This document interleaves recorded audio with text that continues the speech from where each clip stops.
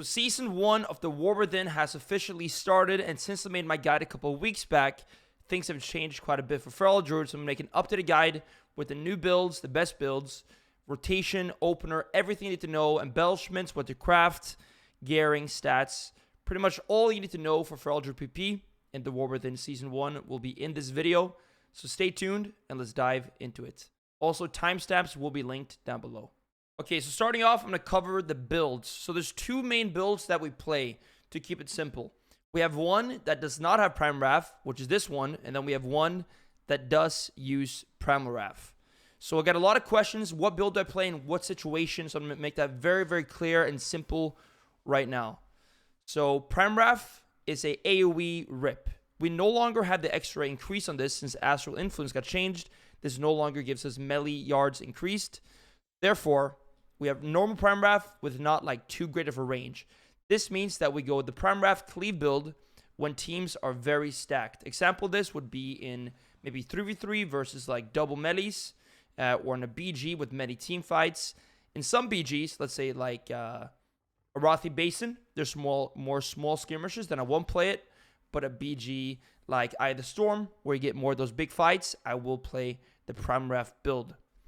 But the main build is the non-Prime build. I play this usually in 2v2, in 3v3, and also quite a bit in BGs. But again, there are definitely times when you want to go Prime Wrath.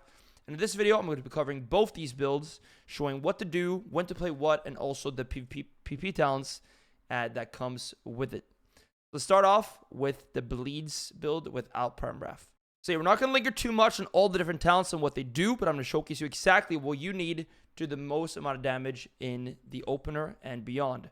So, as I'm going to open, there's a few different things to keep in mind. Also want to do one correction on before. They changed Circ and Incarn now. Shred does not do more damage than Slash. Even in Incarn, it no longer does that, which pretty much means Shred is never better to press than Brutal Slash. The only time you really want to Shred now is to proc bloodtalons when you already have bleeds up. But when it comes to your generators, Rake and Moonfire maintain those dots. Beyond that, Slash is the best combo point generator. It costs less energy than Shred, and it also does a lot more damage. Just keep that in mind. I get a lot of questions about that. I want to make that very, very clear. Many Feral Druids over Shred, and they starve on energy, and they have big issues with that. So yeah. Now for the opener. So there's many different openers you can do depending on the scenario. I'm going to showcase a very solid one first now. So we're going to be using Fury in Stealth. You can also Incarn basically instantly in Stealth or right after Rake is both fine. Then Rake Stun, Feral Frenzy, Adaptive Swarm, Moonfire to proc your bloodtalons, and then Rip.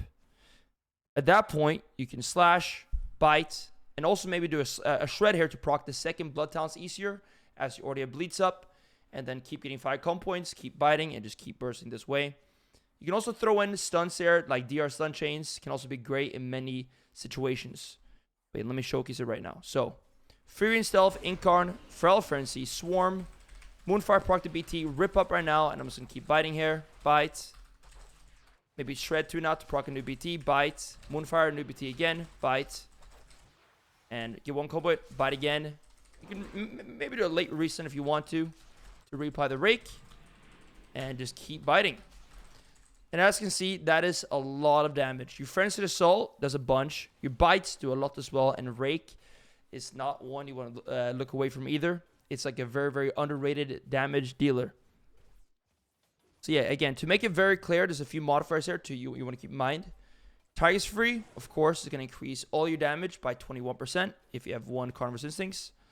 Bloodtalons, 3 different generators in 4 seconds gives you 25% more damage on the next 3 rips and bites. You can basically have this up for every rip and bite if you play properly.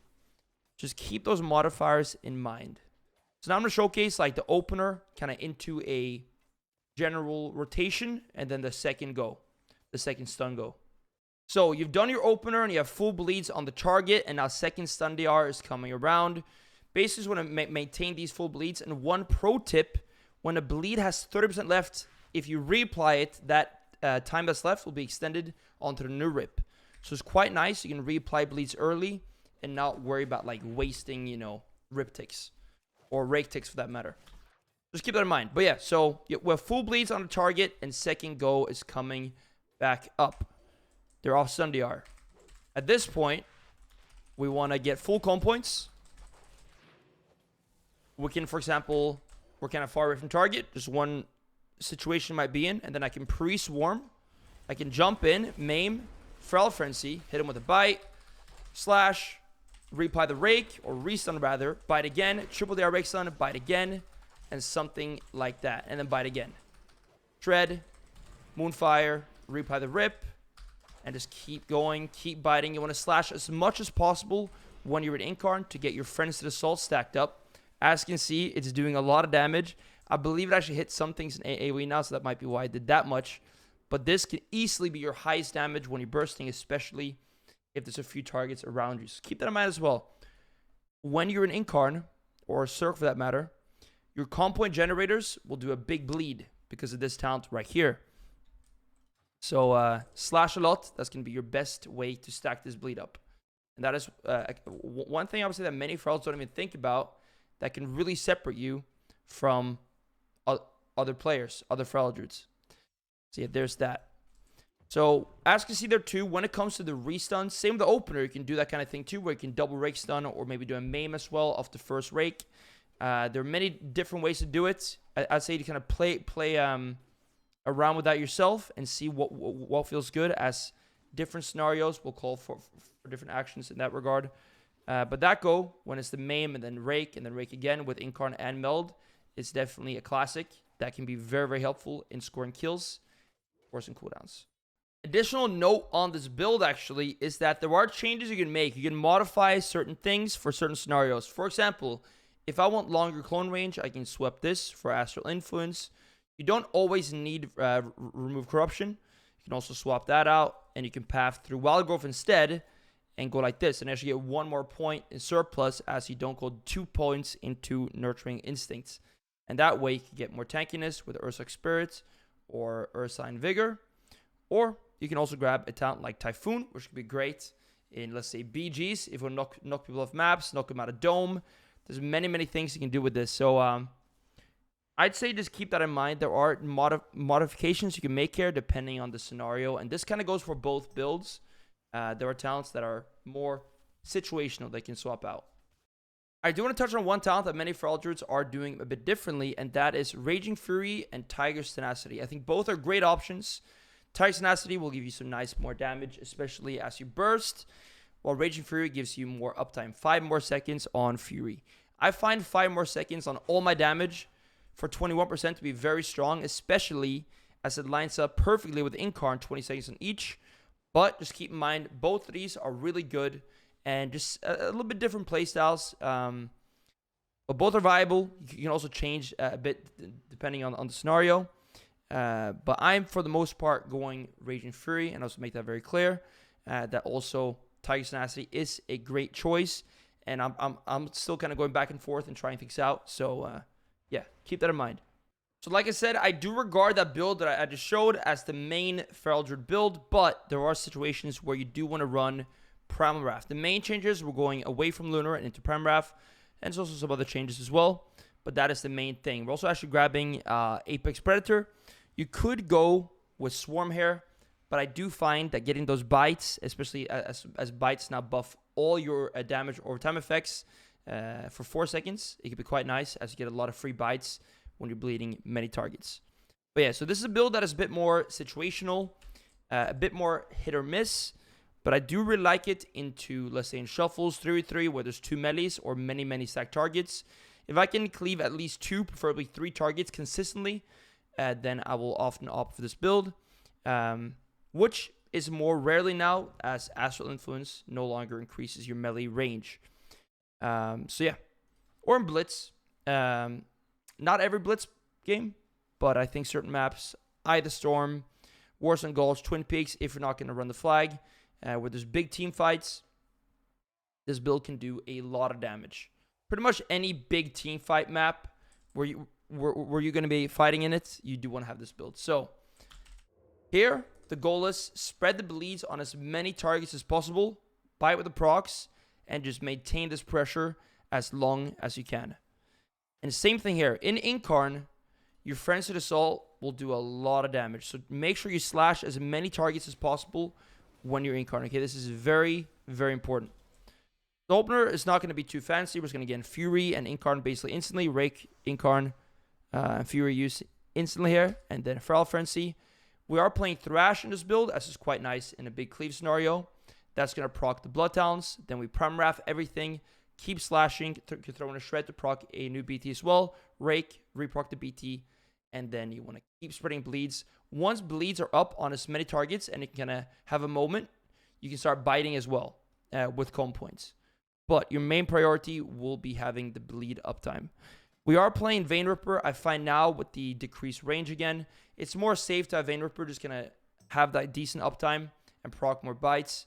If you go Rip and Tear and you have crazy uptime, it can be nice. But I do find Vein Ripper to be a more solid choice. There we go. Opening up, Feral Frenzy, proc BT.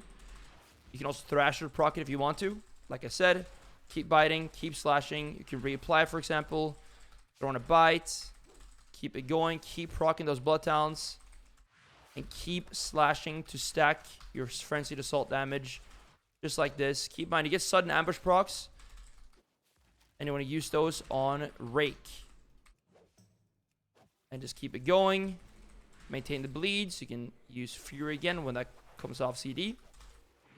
3 bites. And this is basically it. Keep in mind, the bites buff your bleed single target now. So only the target that bite will take increased bleed damage. Breakdown.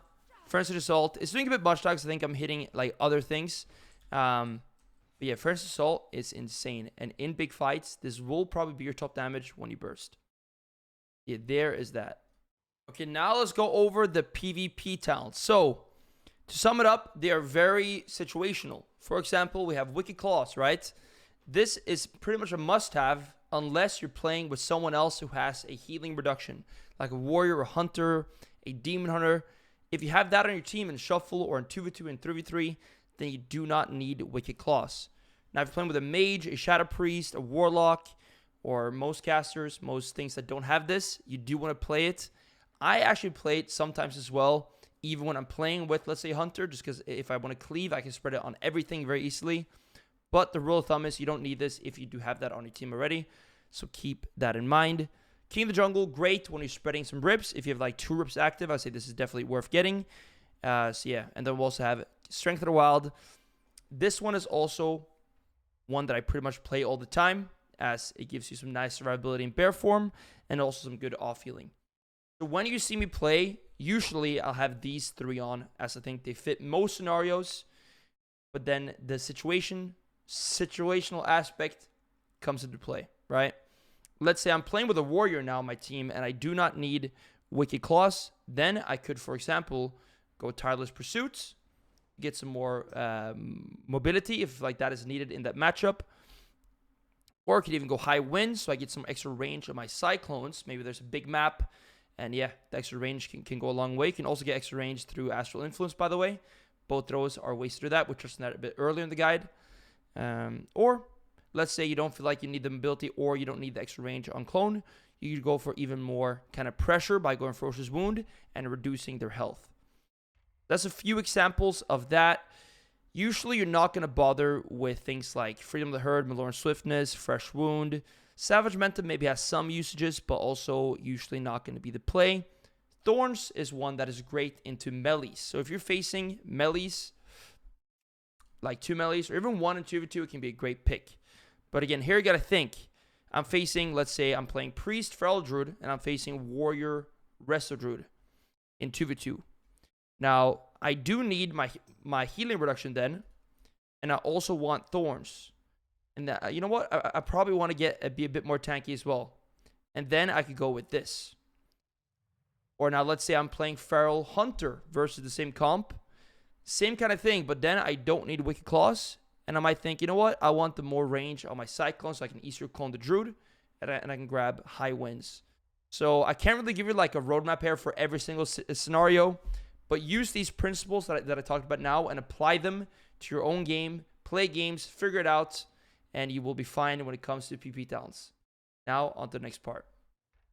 Okay, so when it comes to gearing, I'm going to start off on the basics, the stats. So the stat is still verse, mastery, haste, crit. You want to get basically verse, mastery on every piece you can. Some people lean a bit heavier into verse, some lean a bit heavier into mastery. Both are fine to do. One is a bit more offensive, one is a bit more tanky. You know, verse being a bit more tanky, mastery being a bit more offensive. For example, if I'm playing a comp that allows me to be a bit more less scared, then I can go higher mastery. If I'm playing a comp where I'm always focused down, then you might want to lean a bit more into verse, and this can be in terms of your gems and your enchants, and even your embellishments, which we're going to get to. But yeah, so this pretty much means so that on every piece you can, you want to get verse mastery. On the pieces you can't, you're going to go haste verse. But now we can actually craft a lot of things, so you can pretty much get mastery on everything eventually, which most ferals will probably do. But some haste is quite nice. But that's the thing is, we're going to be playing 4-set later in the season. At least I think most ferals will. I would say actually keep in mind, like, look at my armor. It's going to be linked down below as the season progresses. And you'll probably see some ferals play it, some ferals not play it. I believe I'm going to be playing it for the most part. You'll get some haste through the 4-set as well, and then also through insignia. So I wouldn't really worry about haste beyond that. Just a little bit of haste is going to be like the oil in the machine, and you're going to be just fine. And yeah, again, I do want to just say here, down below my armory, click that and you will see it. If my armory somehow has like full PV gear, just know that's because I was doing some PV. It's not because I'm playing PV gear and PP. But yeah, now with that being said, on the main gear, let's talk about a point of contention, the embellishments. So I'm going to try keep the embellishment part short and sweet, even though it can get a bit convoluted as there are many options out there. But I've actually written a little thing down here for the names, so you guys can see. So we got the blasphemy embellishments, which goes hand in hand with the elusive, let me write it down, elusive blasphemite. So this is a gem that gives you main stat and also speed. Now the blasphemite embellishments will just buff this effect. It's going to give you more speed. I played this in the start of the season, and I did like it a lot, but it's more situational. For example, if I'm going to try catch up to a hunter or a mage, it's quite nice to have that speed. That embellishment on the auction house is called the prismatic nullstone. So keep in mind, like, an embellishment has an effect, but to find the actual embellishment on the auction house, you got to search up this name, or these names rather. So now to what I'm playing at the moment and what I'm going to be recommending you guys the most. So I actually recrafted my rings now, and I'm trying out currently double verse embellishments. You get more verse when you're over 80% health, 1,512. This is quite nice. You can't really go wrong with this. It's called Dusk Thread Lining. And the benefit of not going this gem embellishment combination for the movement speed is I can also pick up Cognitive Bloodstone, which is precog, which gives you basically invulnerability to kicks and stuns after fake casting someone, which is very nice in terms of landing cyclones if you fake cast them. So yeah, that is a benefit of not going that one. So yeah, currently I am going the verse. I know many ferals are doing this, and that's kind of the main thing I'm going to be recommending. Is a very solid choice in any scenario. Also, then we're not going to be crafting the weapon, which we're going to get to this embellishment you get on the weapon as well, and then you get your free weapon from the quest that you pick up down here in week 3. You will get a weapon from Weapons of Conquest, a verse mastery staff right here, which is BIS. So in terms of conquest efficiency for the start of the season, I'm going to be recommending Dust Thread Lining the most. But keep in mind, there are many options for embellishments. Axton, a great feral right now, is trying the Focusing Lens, which is like does damage. It can proc damage. But now onto one that is also looking really nice. Maybe a bit more of a offensive choice, and this is the Ascension, Darkmoon Sigil Ascension, Nerubian embellishment, which actually I'm playing in my ult, which I think is also a good option. As you can see here, there's not really one size fits all here, where like one embellishment is going to be the best in every scenario. To sum it up, but yeah, so this embellishment will just give you stats for being in combat. But it's like random stats, just cycles through them, so it's not always mastery. If it was always mastery, this would be the best one. But if we go here, I'm going to showcase it. So enter combat. And it should be starting to stack here in a moment. There we go. Ascendance. So how this works, every 8 seconds spent in combat, you get stacks or stats, and these stack up to 10 times. So the longer you're in combat, the more benefit you get, and it's kind of cycles through different stats, and it goes up and up and up. So you get this on the weapon. It's called Dark Residual Ascension. I crafted out on my Agari competitor's pillar. Again, one downside with this is that you do not get the free weapon then, or you're not going to use the free weapon then, which is kind of not optimal for conquest. But it stacks up quite high and some pretty good value. So again, it doesn't really have good value early game, I guess you could say, because it takes time to stack up. But once it gets going, it's pretty good. And then you also get writhing armor banding, which doubles this effect. I don't have that yet, but you can craft it on like wrist or headpiece and stuff, which I'll do eventually on this Druid. And then this effect is doubled. But again, to sum up this embellishment part, and sorry, it gets a bit convoluted because there are so many options now. I do recommend dust thread lining the most, going double at those, going precog. You cannot really go wrong with that. While the blasphemite and the dark moon sigil combination is a bit more situational. Both of these, and anything except for the gem embellishment combination, you will also be using the precog cognitive bloodstone gem. Okay, that is the embellishments. Now, when it comes to how to survive as a feral druid in arena, we have a few different lines of defense. I would say our first one is our movement speed. You are one of the fastest specs in the game, so you can get away, get behind a pillar, for example, and just kite, right? Let your bleeds do damage as they're popping cooldowns, and you're just gone. That is the optimal scenario. Beyond that, let's say you can't really kite them. You're going to be stuck, taking some damage. You can go into bear form. Optimally, pre-bear forming stuns. I'm going to make an add-on video to kind of showcase different add-ons to help do this. But let's say you can't avoid the damage. Go bear form, tank up, and heal. And that's going to be the best thing you can do. Now, beyond your movement speed and your bear form, you have your actual defensive cooldowns. We have things like bar skin, wall, frenzied regen like heals, and also, root, stuns, and stuff like that, which you can also use to live. But yeah, your first thing on a presser is bark skin. Usually, if you're caught in a stun, you're going to be pressing bark skin, or if you're just taking a lot of damage and you cannot get away. Skin up, bear form, swarm, good trick to do more heals with frenzied regen and bear form. And also hard while you can do double frenzy region with that, and then this could be a nice way to stay very, very tanky, like so. So of course, it's easier said than done when you're getting blasted down by a death knight gripping you and a warrior slowing you down, getting stunned and everything. It's harder to actually escape and get away. But thankfully, we do have tools as feral druid to help us in this regard as well. And I just want to say, like, as all this is happening, you want to try and maintain bleeds on the enemy. On this point too, I would just say watch my games a lot, like watch my videos, watch my streams, and you can kind of see how I deal with this in shuffles. Because of course there's many small details that are a bit hard to explain. But you have talents like Mass Root and Vortex. These two can come in handy big time. I'm in combat. We're going to swap to Vortex. There we go. Both of these can be very, very helpful in getting away. I would say especially Vortex. If you can Vortex down, it's going to give you a good time to get to a pillar if you need to, or to just create some space in general. And space is one more big point as a feral druid. As you're a feral druid and you're in combat, you don't always need to stay face-to-face with the enemy. You can get bleeds up, go a bit away. You can moonfire, do some heals. You're still doing damage. They're not on you. Then go back in, do some bites.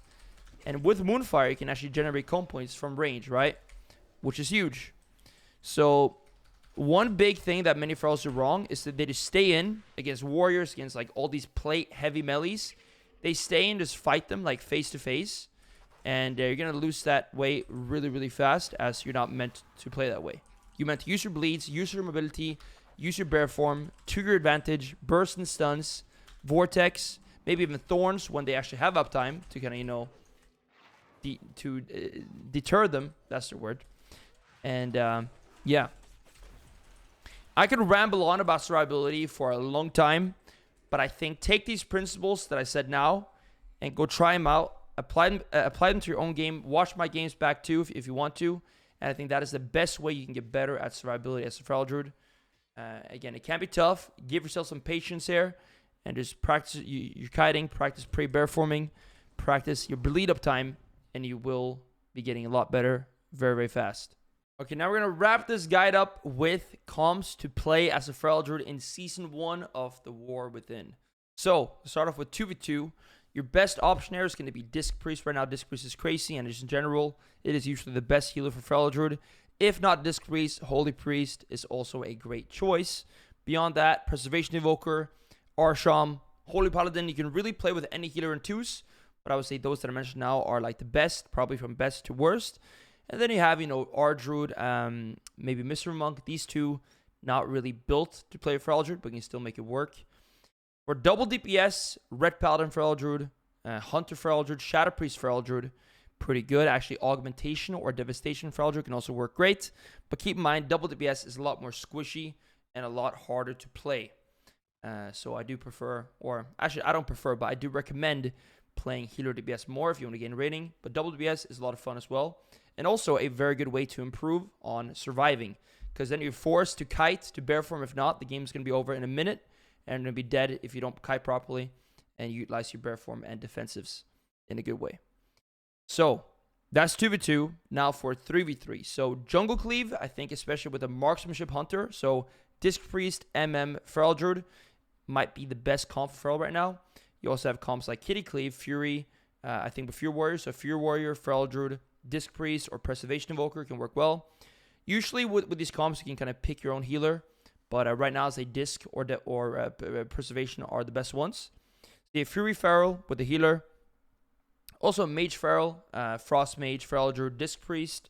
Great comp. You can also play the Arcane Mage here too.